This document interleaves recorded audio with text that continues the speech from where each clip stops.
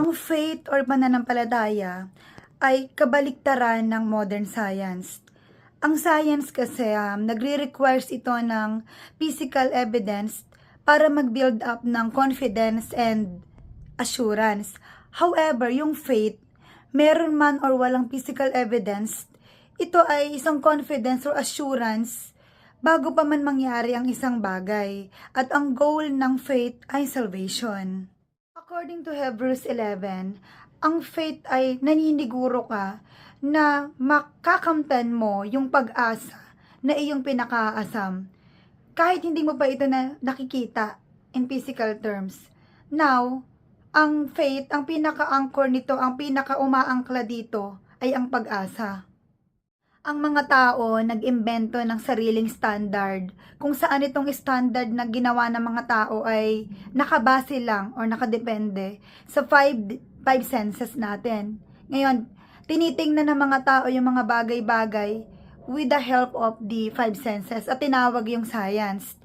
Ang science, inaantay nito ang Diyos na magpakita sa test tube para lang, bago lang siya paniwalaan. At ang science, nagre-require ito ng a lot of time, funds, politics, para lang pagkatiwalaan at magkaroon ng confidence dito.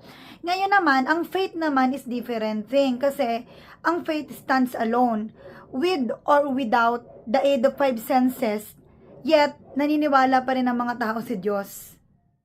Ang pananampalataya ay pagtitiwala sa Diyos kahit walang material evidences. Sinasabi ng faith na ang Diyos ay tunay at totoo kahit wala pang nakakakita sa Kanya physically.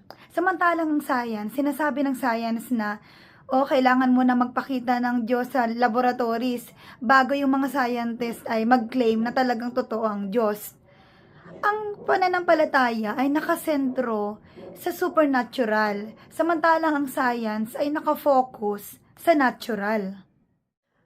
Ang pagsampalataya ay pagsandig sa mga bagay na ating inaasam, sa pag-asa na pinaniniwalaan natin kahit walang ebidensya at hindi pa nangyayari.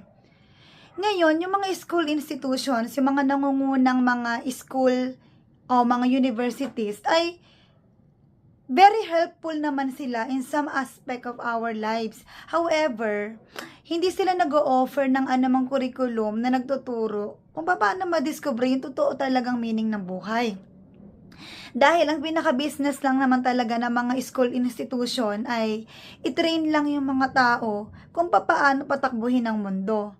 Samantalang yung faith institution naman ay tinitrain nito ang mga tao na i-discover yung roadmap patungo sa langit. Pinopropose ng school institutions na kailangan talaga para malaman natin yung meaning ng buhay, dapat mayroong solid na ebidensya. Kailangan yung nakikita talaga natin. Samantalang sa faith institution naman, pinopromote nito na may isang being, may isang super intelligent being na siya talaga yung makakasagot sa lahat ng tanong natin tungkol sa kahulugan at purpose ng ating buhay. So, hindi natin sinasabi dito hindi natin sinasabi na hindi mahalaga ang physical science.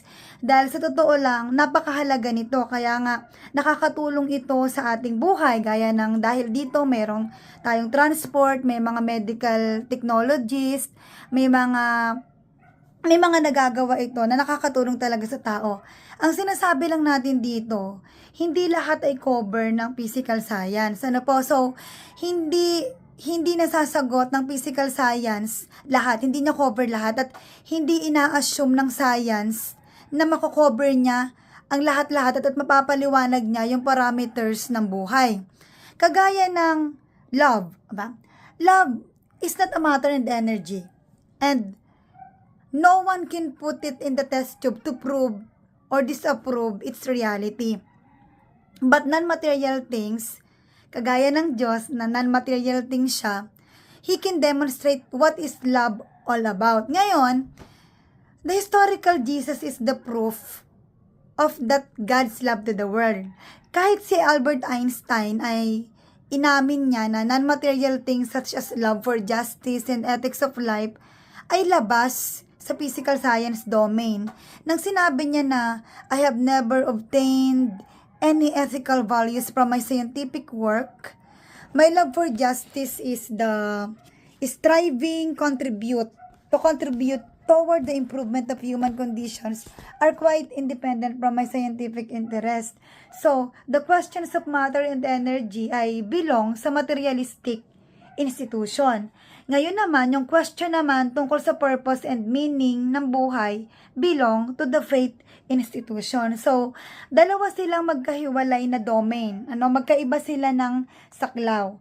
Ngayon, bakit ko to sinasabi? Kasi just in case lang na sobra po kayong nag-a-admire sa science at naka-incline kayo na parang nag-iisip kayo na gaya ng mga scientist, gusto lang po nating ipaalala sa ating lahat na ang faith and science ay dalawa pong exclusive domains. So, magkahiwalay silang domains. Kagaya na sinasabi ni Galileo doon sa kanya pong talinghaga, nang sabi niya, science will tell you how the heavens go, but the Bible tells you how to go to heaven. Ang pananampalataya po ay isang supernatural na gumagawa sa loob or sa inner being ng bawat isa sa atin. Ito po ay gumagawa sa paraan na napaka-imposible na hindi maipaliwanag ng tao. So, dito po sa Hebrews 11, nabanggit dito yung mga solid na pananampalataya ng ilang mga karakter sa Bible. Dahil sa pananampalataya, alam natin na ang sanlibutan na ginawa ng Diyos sa pamamagitan ng kanyang salita. Kaya ang mga bagay na nakikita natin ay galing sa mga hindi nakikita. Dahil sa pananampalataya, hindi namatay sa Enoch, kundi dinala siya sa langit. Hindi na siya nakita pa dahil dinala siya ng Diyos. At sinasabi rin sa kasulatan na kaya siya dinala ay dahil nalugod ng Diyos sa buhay niya. Hindi makapagbibigay lugod sa Diyos ang taong walang pananampalataya dahil ang sino mang lumalapit sa Kanya ay dapat maniwalang may Diyos na siyang nagbibigay ng gantimpala sa mga taong humahanap sa Kanya. Dahil sa pananampalataya, pinakinggan ni Noe ang babala ng Diyos tungkol sa mga bagay na mangyayari kahit hindi pa niya nakikita. Kaya gumawa siya ng isang barko para mailigtas niya ang kanyang sarili at ang pamilya niya. At sa pananampalataya niya, hinatulan ng mga tao sa mundo pero itinuring siyang matuwid ng Diyos. Dahil sa pananampalataya, nagkaanak si Abraham kahit na matanda na siya at baog ang asawa niyang si Sarah. Dahil naniwala si Abraham na tutuparin ng Diyos ang pangako niya na magkakaanak si Sarah. May mga babae naman na dahil sa pananampalataya nila sa Diyos ay muling nabuhay ang kanilang mga anak na namatay. Ang iba namang sumasampalataya sa Diyos ay pinahirapan hanggang sa mamatay. Tinanggihan nila ang alok na kalayaan kapalit ng pagtalikod nila sa kanilang pananampalataya dahil nalalaman nilang darating ang araw na bubuhayin sila ng Diyos at matatanggap nila ang mas mabuting buhay. Ang iba naman ay dumanas ng mga panlalait at mga hagupit dahil sa pananampalataya nila. Habang ang iba ikinadena at ibinilanggo. Pinagbabato ang iba hanggang sa mamatay. Ang iba naman ay nilagari hanggang sa mahati ang katawan nila at mayroon ding pinatay sa espada. Ang ilan sa kanila ay nagdamit na lang ng balat ng tupa at kambing. Naranasan nilang maghikahos, usigin at tapihin. Nagtago sila sa mga ilang, mga kabundukan, mga kuweba at mga lungga sa lupa. Hindi karapat-dapat ang mundong ito para sa kanila. Kinalugdan sila lahat ng Diyos dahil sa pananampalataya nila. Ngunit hindi nila natanggap sa panahon nila ang ipinangako ng Diyos sa kanila. Ito'y dahil may mas mabuting plano ang Diyos para sa atin. Dahil nais niyang makasama nila tayo kapag tinupad na niya ang ipinangako niya sa kanila. It takes a lot of trust and faith bago mo ilagay lahat ng pera mo sa bangko.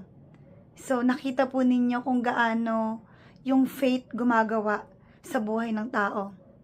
You know what the good thing about faith? Ang faith kasi nakasalig siya sa mga bagay na hindi nakikita.